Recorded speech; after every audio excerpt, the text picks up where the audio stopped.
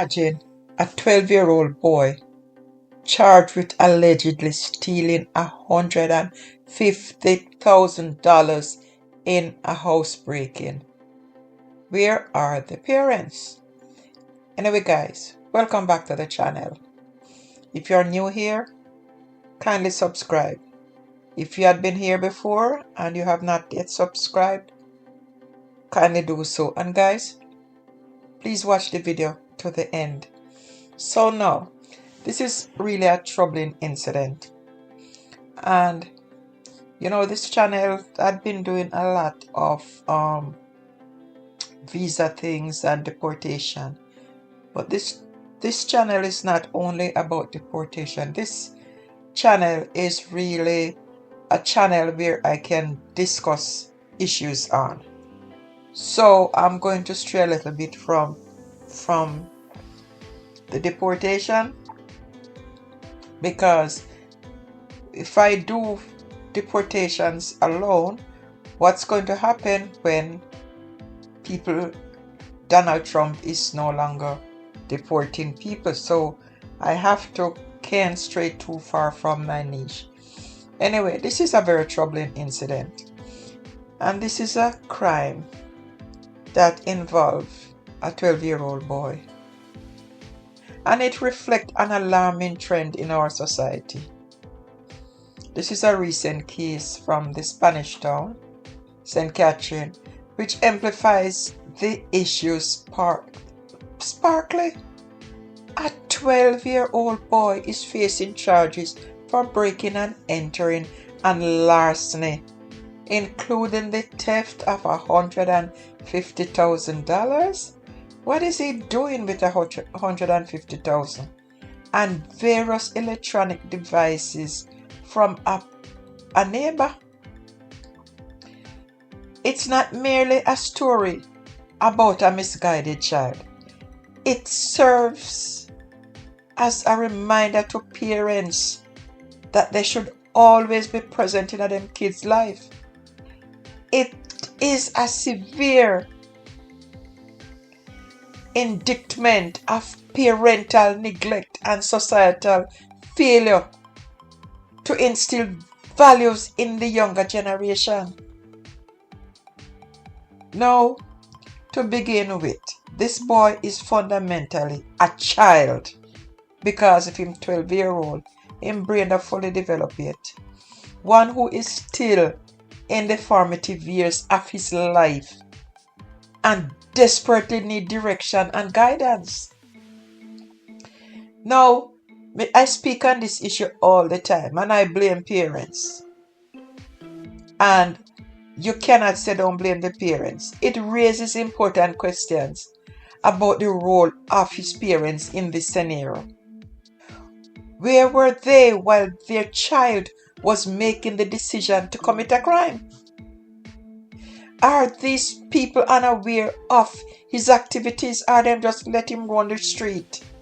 Or have they chosen to turn a blind eye?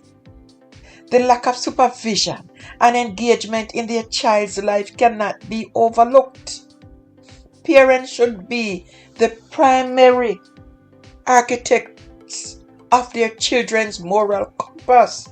Yet so often, them fail to provide the structure and guidance necessary to prevent them child from indulge in such type of criminal behavior. And them don't question the child when the child do wrong. If the child come in with that money, and it look like some of them don't even ask the child where they get the money from. Now the report that I read, it detailed that the boy gained access to a home that has been securely locked. People them lock up their house and gone, highlighting not only his audacity but also the inadequacy of parental guidance. It is alarming to consider what might have driven a child to engage in such. Would he have made the choice if his parents had been actively involved in his upbringing? I don't think so. Teaching him right and wrong? Instead, we see a child left to navigate a complex world of temptations. without any oversight. And this negligence sends a message that boundaries can be tested and consequences can be disregarded. Now, what I think is the broader implication of this case really extend beyond the individual. Until parents assume responsibility for their children's behavior, we will continue to witness an escalation in youth-related crimes. And you know, this case is not isolated. This is part of a growing pattern that indicates a societal breakdown.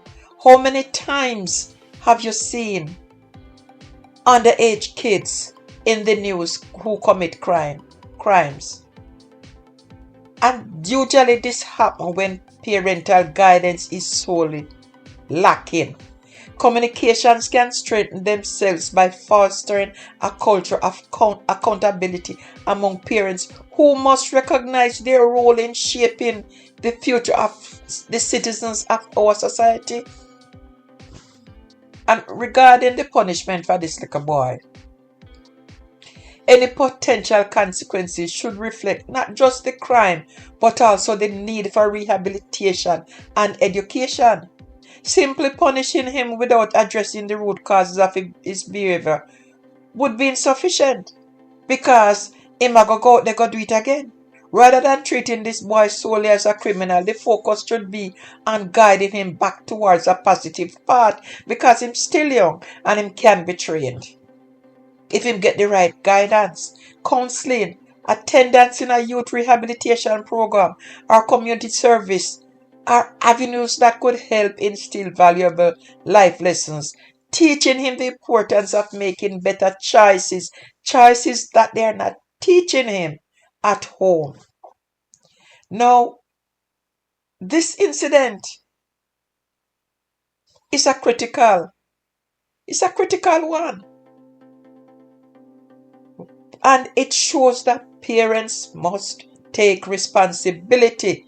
The kid is not the one who is supposed to be punished. The parents should be punished because they should be responsible for whatever that child does, because he's still a child. He's not even a teenager yet. And until parents actively engage in guiding their children and instilling values, the cycle of crime will only perpetuate. And this is what is happening in Jamaica now. The parents, they are criminals. They're not honest. They tell lies. They steal. And what happened? The kids then come up and do the same thing.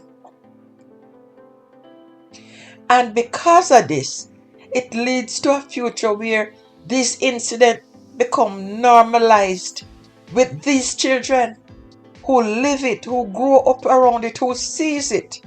The responsibility lies in our homes and by extension in our communities. And you remember, communities, people are stepping away now, because when you see a child do something wrong and you talk to them, the parents come after you.